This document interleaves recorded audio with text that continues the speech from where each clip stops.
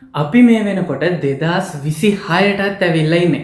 ඉතින් 2026ෙදිත් ඔයා තාමත් ඔයාට ගැලපෙන chatbot එක එහෙමත් නැත්නම් ඔයාට හරියටම සෙට් වෙන AI tool එක හොයාගෙනද තියෙන්නේ. ඉතින් අද වීඩියෝ එකෙන් මම කතා කරනවා Google Gemini ඒ වගේම ChatGPT අතරින් ඔයාට හරියටම මැච් වෙන AI tool එක කොහොමද හොයාගන්න අවශ්‍ය වෙන්නේ සහ මේ දෙන්නගෙන් කවුද 2026 වෙනකොට ඉදිරියෙන් ඉන්නේ කියන දේ ගැන. ඉතින් තාමත් ඔයාට ගැළපෙනම AI tool එක ඔයා තාමත් හොයාගෙන නැත්නම් ඔයාගේ ටයිම් එක ඔයා දැනටත් හුඟක් වේස්ට් කරගෙන ඉන්නේ. ඉතින් මෙතනින් ඉස්සරහට ඔයාගේ වැඩ කටයුතු වලට ඔයාට හරියටම ගැළපෙන AI tool එක අපි බලමු මොකක්ද කියලා.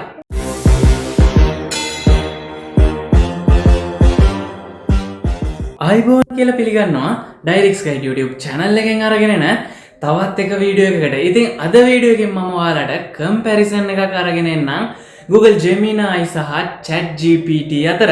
ඉතින් මේ Google Gemini සහ ChatGPT වලින් හුඟක් strength එකක් තියෙන කාටද ඒ වගේම weaknesses මොනවාද මේ දෙන්නගෙම සහ අපි real life එකේ මේ දෙන්නව use කරනකොට අපි කොහොමද මේ දේ හරි විදියට අපිට අවශ්‍ය දෙයට ගලපගෙන කරන්න කියන දේවල් ටික තමයි මේ වීඩියෝ එකෙන් අපි කතා කරන්න හදන්නේ. ඉතින් මම මුලින්ම බලාපොරොත්තු වෙනවා Google Gemini ගැන කතා කරන්න.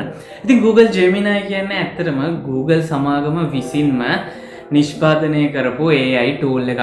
ඉතින් මෙයාව ගොඩක් දුරට එහෙමත් නැත්නම් මෙයාව Google සමාගම විසින් ඩෙවලොප් කරන්න ප්‍රධානතම හේතුව තමයි මෙයා හරහා අපිට හැකියාව තියෙනවා Google සමාගම විසින් එයාලා ලොන්ච් කරලා තියෙන අනිත් ඇප්ලිකේෂන්ස්.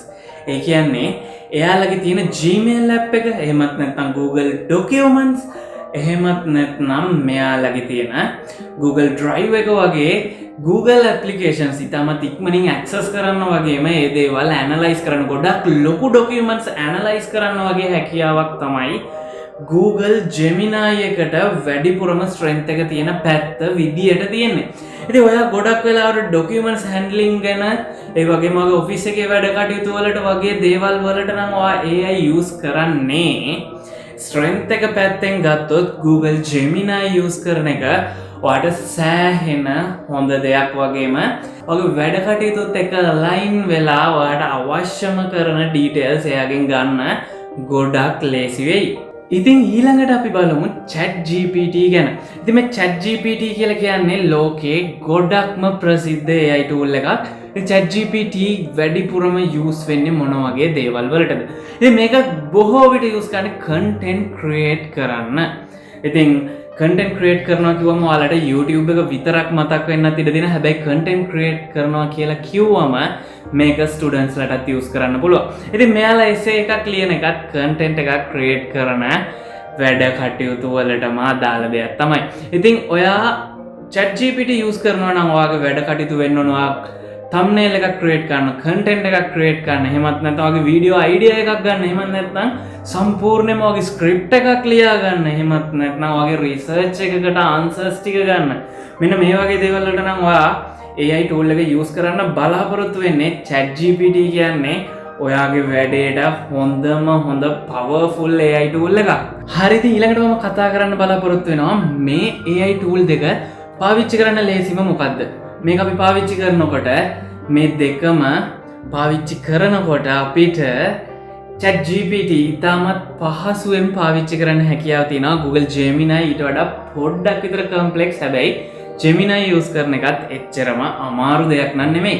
ඉතින් ඊළඟ දේ විදියට මම කතා කරන්නේ මේ දෙන්නගෙන් මොකද්ද creativity එක පැත්තෙන් ඉස්සරහින් ඉන්නේ කියලා.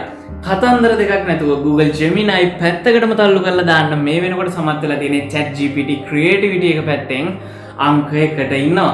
හරිද? ඊළඟට මම කතා කරන්නේ අපිට මේ දෙන data වල accuracy එක පැත්තෙන් කවුද ඉදිරියෙන් ඉන්නේ කියලා. ඉතින් accuracy එක පැත්තෙන් ගත්තොත් මේ දෙන්නම ගොඩක් හොඳ තත්ත්වයක ඉන්නවා. හැබැයි අමතක කරන්න එපා මේවා AI tools මේගොල්ලෝ අන්තර්ජාලය හරහා ගන්න හැම තොරතුරක්ම නිවැරදි කියලා සමහර වෙලාවට හිතලා ඔයාලට දෙන්න පුළුවන්.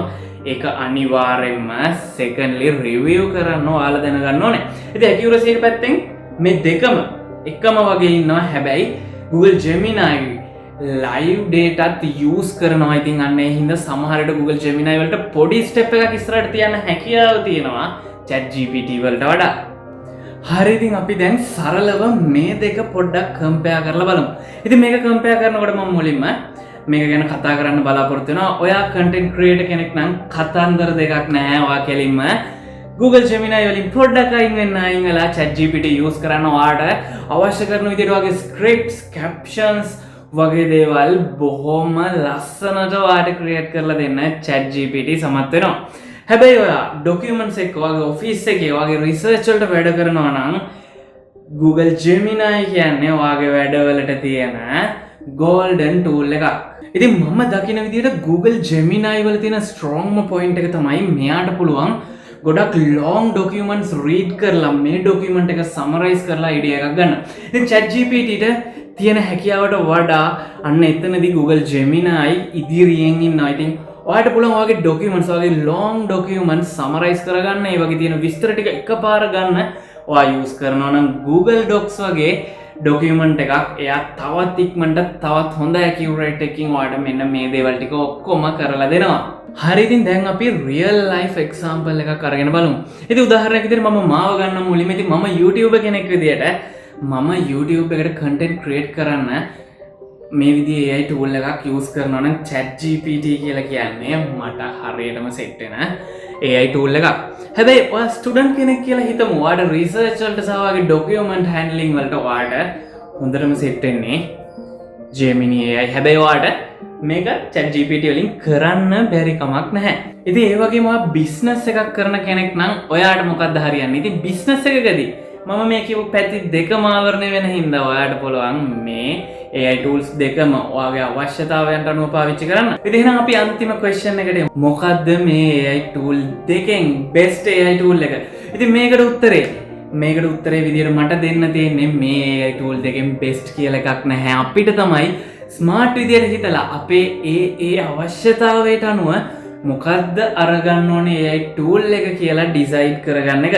ඉතින් smart විදියට හිතලා බැලුවොත් ඔයාට එන task එකට ඔයාට content එකක් create කරගන්න ඕන නම් ChatGPT ට කියලා ඒ දේ කරගන්න ගමම ඔයාගේ document handling වැඩ කටයුතු ටික Google Gemini ට බාර දෙන්න අමතක කරන්න එපා. ඉතින් මෙන්න මේ විදියට තමයි මේ AI tools දෙකෙන් අපි වැඩ කටයුතු ටික කරගන්න අවශ්‍ය වෙන්නේ.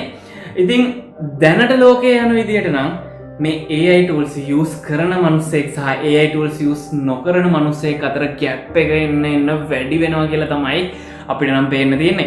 ඉතින් ඒ නිසා අනිවාර්යයෙන්ම මේ වගේ tool එකක් මේ ලෝකයේ ඉදිරියට යන විදියත් එක්ක ඔයාලත් ඒක ඉදිරියට යන්න වග බලා ගන්න ඕනේ. ඉතින් මම හිතනවා මේ වීඩියෝ එක හැමදෙනෙකුටම ගොඩක් වැදගත් වීඩියෝ එකක් වෙන්න ඇති කියලා. ඉතින් මේ වීඩියෝ හොඳයි නම් අනිවාර්යයෙන්ම වීඩියෝට like එකක් දාන්න. ඒ වගේම අපේ channel එකත් subscribe කරලා තියාගන්න අමතක කරන්න එපා.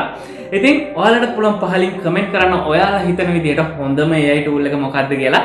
ඉතින් ඒ වගේම ඉදිරි වීඩියෝස් වලින් මම බලාපොරොත්තු වෙනවා මොනවද අපිට තවත් use කරන්න පුළුවන් online chatbot සහ අලුතෙන් එන AI tools මොනවද කියලා. ඉතින් ඒ නිසා දිගටම අපිත් එක්ක රැඳිලා ඉන්න කියලා ආරාධනය කරන ගමන් අදට අපි සමු ගන්නවා.